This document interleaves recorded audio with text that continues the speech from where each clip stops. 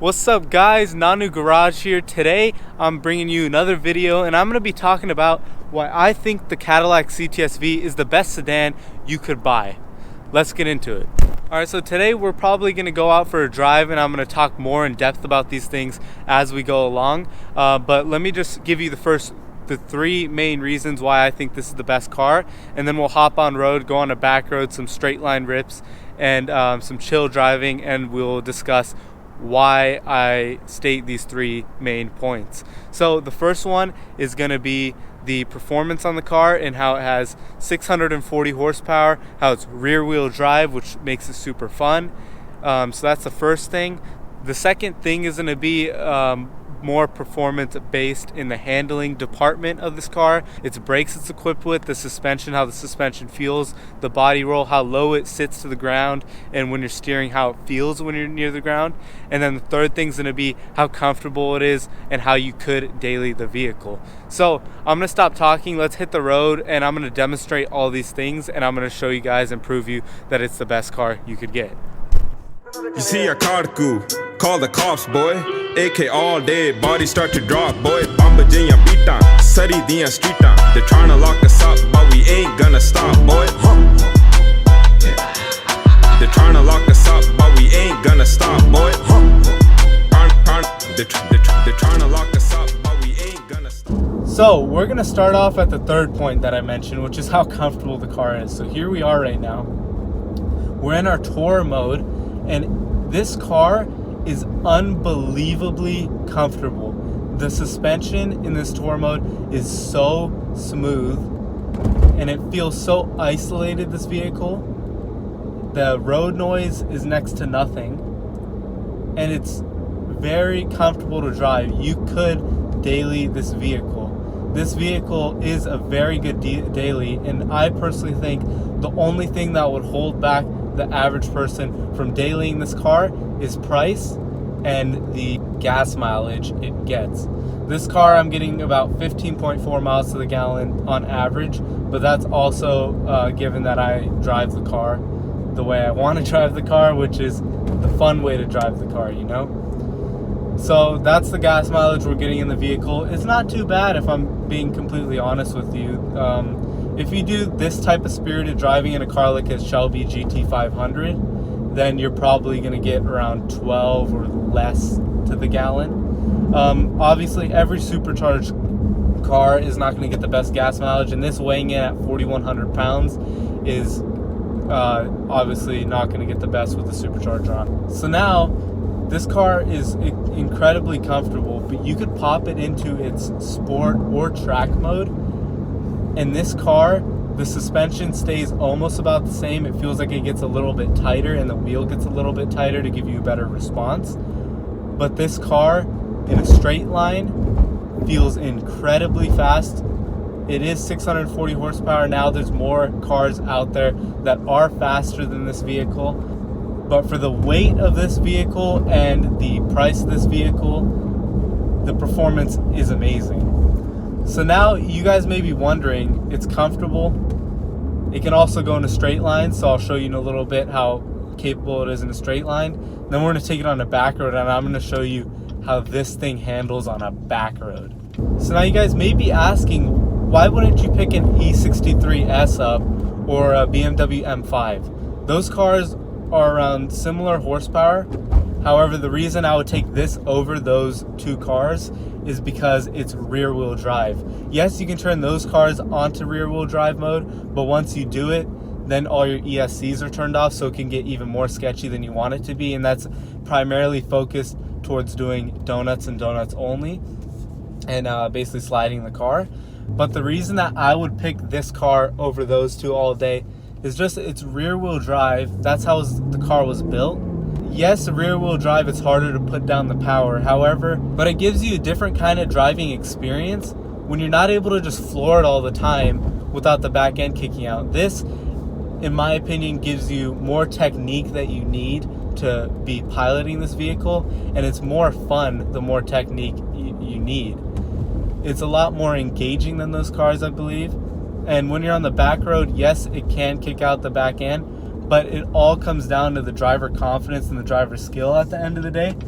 and the way you feel about being a driver behind the wheel of this car, and the amount of how comfortable you are behind this car, is how much faster you'll get in this vehicle. And it's just so much fun being able to go around turns in this car and knowing you have to roll onto the throttle, but there's so much things that play into it. Your steering inputs, your throttle application when you're on a back road versus an all-wheel drive car where you speed into the turn, you go out of the turn, and you can just mash the throttle whenever you need to without your wheel even being straight, and you're gonna head in the direction that you want to be headed in. So that's the one thing I really love about this car, is just the skill that it requires to drive, and the how you can always get better and better driving this car. In an all-wheel drive car, it's just not as difficult to drive as this. But that's not to say like that this car is difficult to drive. This car is very easy to drive. You just have to get into your comfort zone of driving it, and you progress to be better and better in this car as days go on because of the power, how it's all at the rear wheels on the 295s. But it's so much fun once you're getting faster and faster and feeling more confident behind the wheel with it. All right, so now we're into our sport mode, and we're getting closer and closer to our back road spot. This is from my videos in the past where the road was closed, so now it's open back up, so we're going to see what it's all about. This is the road down in Mexico that I was talking about. Not sure if you caught it or not, but yeah. Here we are. We're about to turn onto it. It looks like it's open, which is a good sign always. And like I said earlier, the tires were a little bit colder than I wanted them to be. So that is why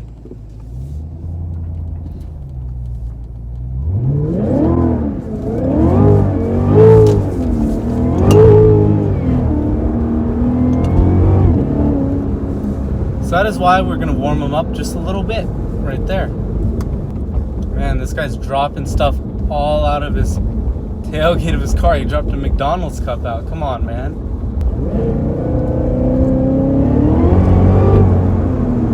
Whew. This thing, as soon as you put your foot down, it's...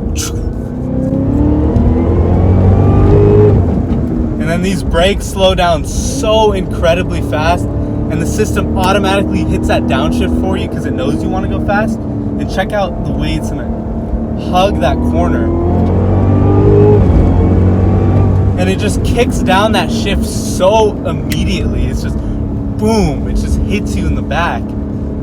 Man, it is a smooth shift. It happens quick. But this car is, as you can see right over here, the RPMs are still high up because it knows that I want that power, baby. I want that power. It just knows it. And then breaking into that turn, it's automatically hitting those downshifts for me. And like in this car, there's not much of a need to really use the paddle shifters, in my opinion. Like I said in the earlier videos, the paddle shifters aren't the best in response time, but the way this thing hammers the shifts down when you're in automatic mode is just absurd. It is really absurd. So we got this truck right up here turning off. So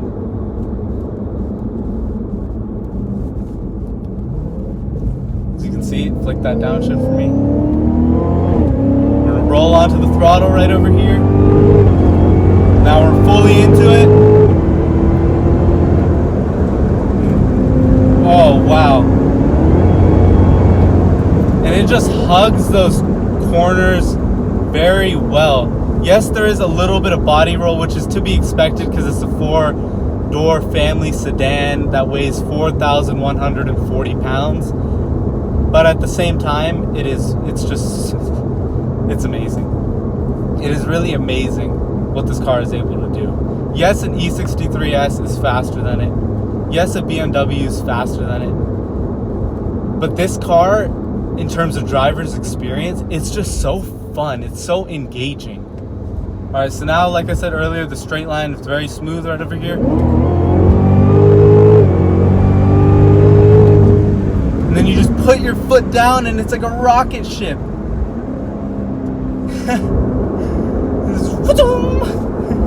That's what it does. It's just crazy. Oh my my god. Oh my god. Please drop a like and hit that subscribe button and help me out, because we're not getting the best gas mileage right now. And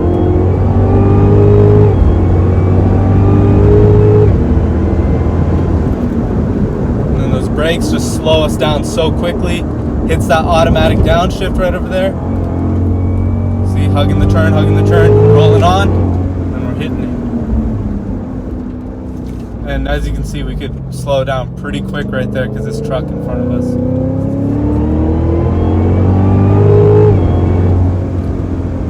Man. And these Brembos do a fantastic job.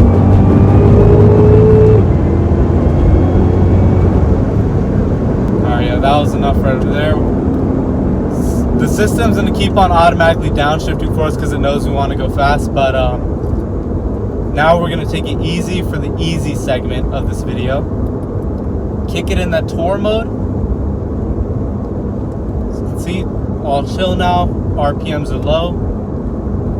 Extremely comfortable. Seats are comfortable. I could daily this thing. I could take my grandma for a ride in this thing and she wouldn't know that it's this fast. She would be like, if I never told her that it was this fast, she wouldn't know. It was like, it would catch someone by a lot of surprise if I did that with them. Obviously the supercharger you can hear down low. You can hear the supercharger whine a little bit, but if you're not a car person and you don't know about that, nobody's knowing that this thing can do this much. So now the next thing that I want to talk about is just how it's unfortunate that now they're discontinuing this car. Yes, they're going to have a black wing, but I'm not sure. I think the black wing is going to be all-wheel drive now. It is rumored to have a lot of power, and I do like what they're doing where you can do all-wheel drive with like 95% in the back, 5% up front. That's pretty cool. It's just I wish that they could just straight up redesign this car, remaster it, and just fix a little few things about it. Maybe change up taillights and headlights, because this car is just it's really fantastic the way it drives. This car, I would say, is a car that can go in a straight line very well, and it could go on the back roads. It has that extra benefit of being able to go on the back roads. This is definitely not a back road car that could go on a straight line road. It's a straight line car that could go on a back road, and that could be your daily driver, super comfortable commuter car. So yeah, let me know down below in the comment section if you guys like this car, what you guys think about the Cadillac CTS-V. I just think it's so phenomenal what this car is really able to do. If I could change one thing about this car, I would make it so this gear shifter right over here, I'm able to hit it up and down to go up and down a gear instead of having to find the paddle shifters on the car. Because when you're trying to find the paddle shifters and you're doing something like donuts, for example, it's not the best to have to find a paddle shifter.